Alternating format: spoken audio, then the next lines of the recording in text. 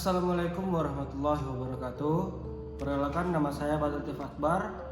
Pada kesempatan kali ini saya akan menjelaskan beberapa contoh soal mengenai senyawa karbon. Nah, pada contoh soal ini adalah gugus fungsi dari eter. Nah, gugus fungsi eter itu adalah ROR.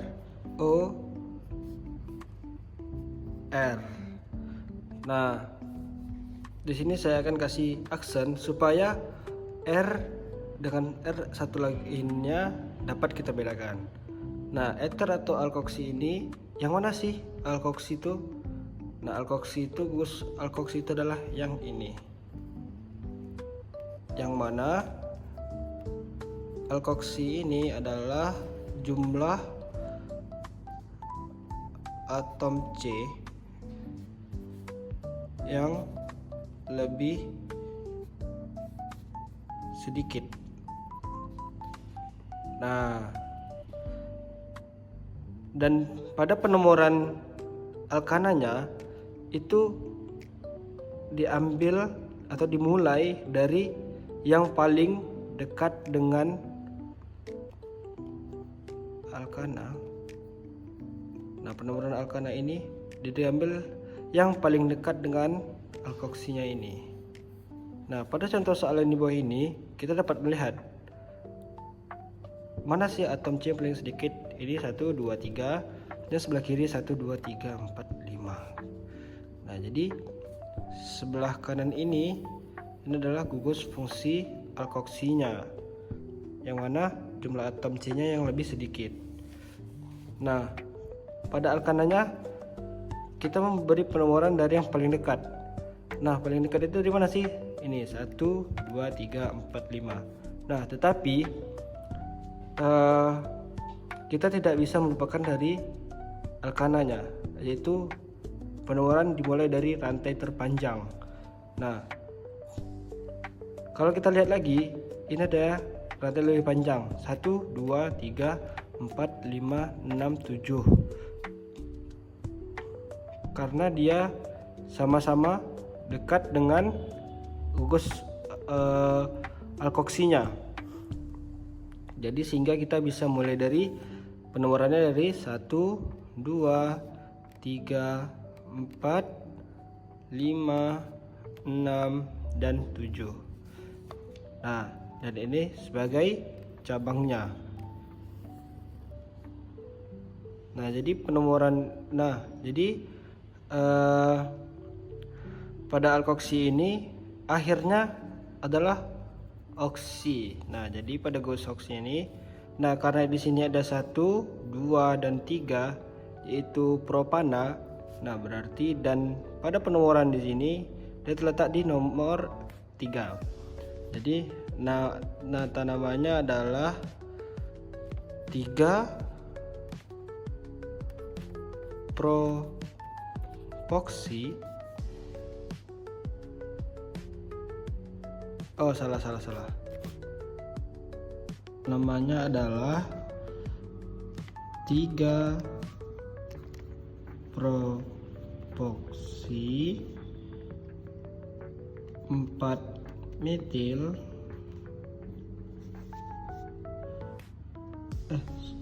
salah 3 propoksi 5 etil 4 metil heptana. Nah, kenapa propoksinya duluan sementara ada etil? Karena rumus dari eter tersendiri adalah alkoksi alkana. Alkoksinya terlebih dahulu, baru alkananya.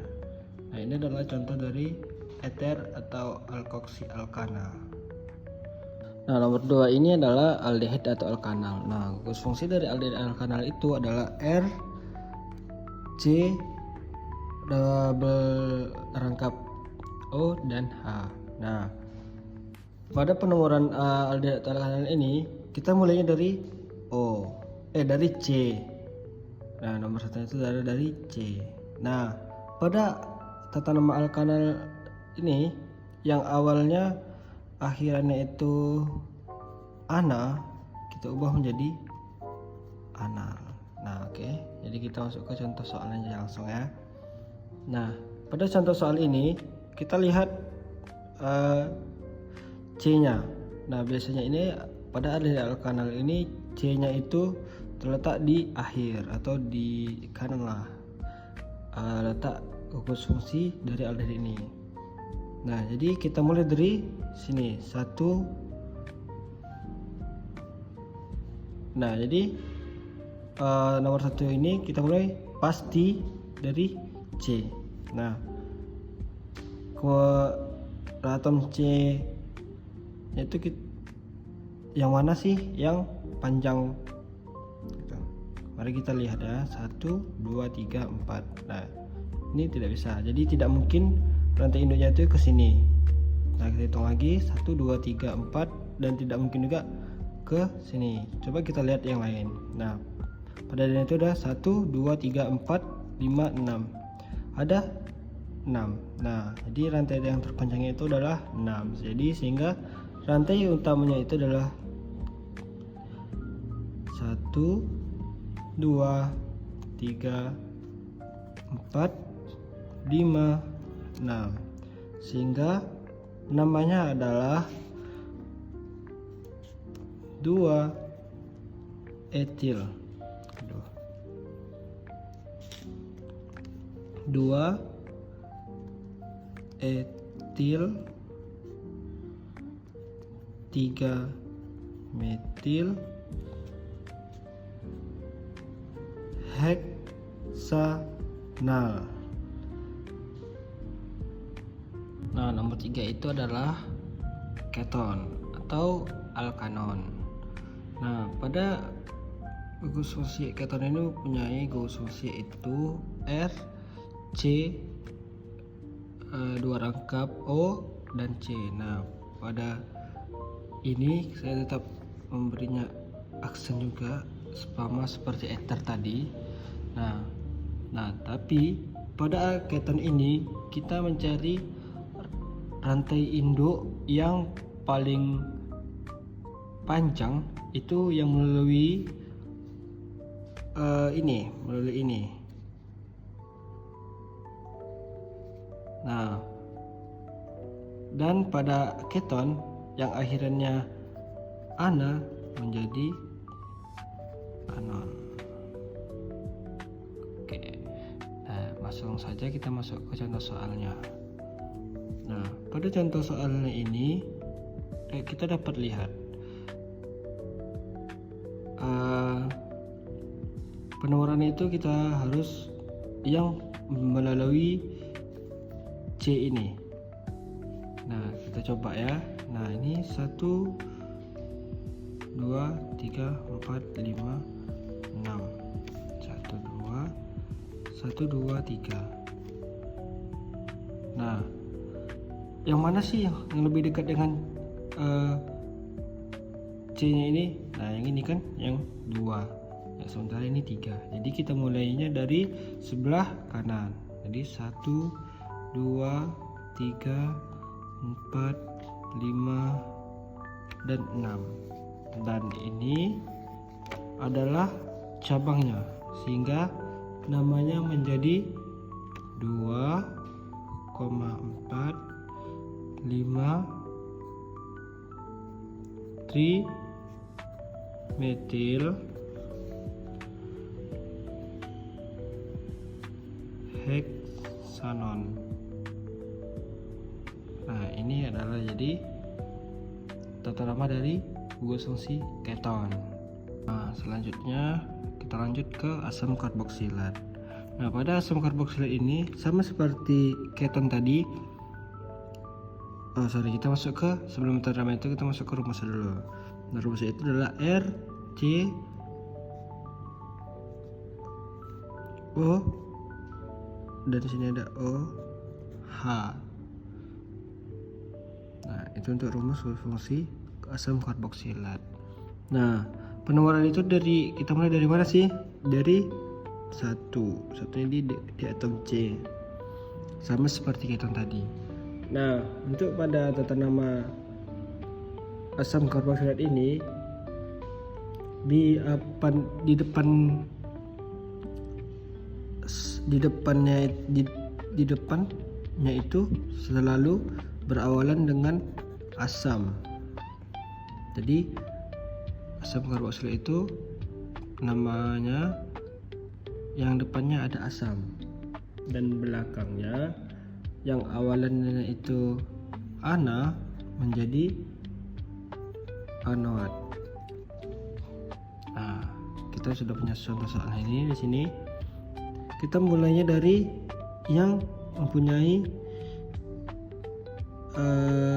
C-nya dulu, yang seperti ini, yaitu kita mulai dari 1, ini nomor 2, ini nomor 3, sehingga namanya menjadi asam. Oke, karena dia asam karboksilat, depannya harus ada asamnya. Di asam. Nah, di sini ada 1, 2, 3. C-nya ada 3. Nah, C yang ketiga itu adalah propana. Tetapi ini asam karboksilat menjadi pro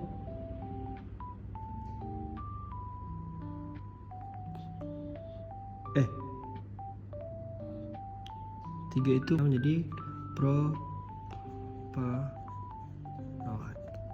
Nah, sepertilah untuk asam karboksilat. Untuk contoh soal selanjutnya itu adalah eter atau alkil karboksilat. Nah, gugus fungsi itu adalah R, C, 2 aksen O, R. Nah, sama seperti alkanon dan eter sebelumnya, saya kasih aksen. Nah, pada yang aksen ini atau atom C yang lebih sedikit ini adalah alkilnya, dan ini sisanya ini itu adalah alkanoat.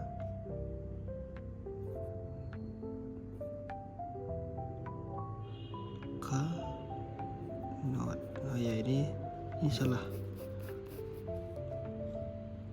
Ini alkil alkanoat. Nah, pada penururannya kita mulai dari ini C. Nah, sama seperti eter atau sama seperti asam karboksilat, tetapi bedanya pada asam karboksilat awalnya ada asamnya, pada alkil alkanoat atau ester itu awalnya adalah alkilnya. Nah, kita lihat yang di bawah soalnya. Nah, kita dapat melihat alkilnya adalah ini adalah alkilnya, sehingga namanya adalah propil. Nah, kita mulai penomornya itu adalah 1, 2, 3, 4, 5. Sambung lagi, propil 2 etil 3 metil, karena dia 5 pentana menjadi noat. Jadi propil 2 etil 3 metil pentanoat. Oke, sekian dari penjelasan saya. Bila ada yang salah mohon dimaafkan. Assalamualaikum warahmatullahi wabarakatuh.